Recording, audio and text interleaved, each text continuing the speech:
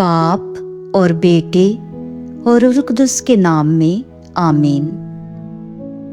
वो तुम्हारे सब भाइयों को तमाम अक़वाम के दरमियान से लाएंगे। इशाया नबी के सहीफ़ा में से हमारे लिए आज की तिलावत उसका 66वां बाब 18वीं से 21वीं आयत तक। पर मैं उनके कामों और उनके ख्यालों को जानता हूँ। वो वक्त आ गया है कि मैं सब कौमों और ज़बानों को जमा करूँगा।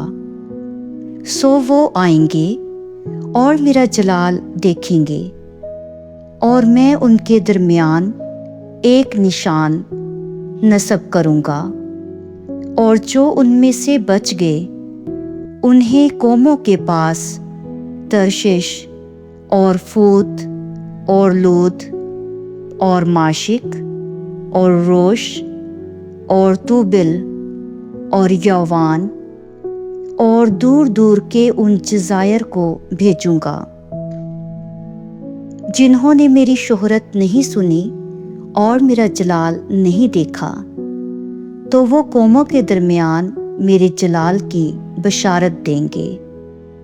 और खुदावंद फरमाता है कि वो तुम्हारे सब भाइयों की तमाम अक़वाम के दरमियान से घोड़ों और रथों पर और पालकियों में और खच्चरों और सांडनियों पर बिठाकर खुदावंद की नज़र के लिए यरूशलेम में मेरे कोहे मुक़द्दस पर लाएंगे।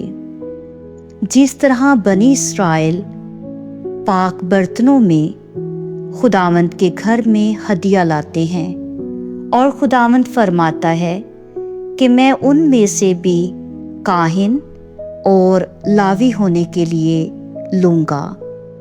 पाकलाम के पढ़े और सुने जाने पर खुदावंद की बरकत हो।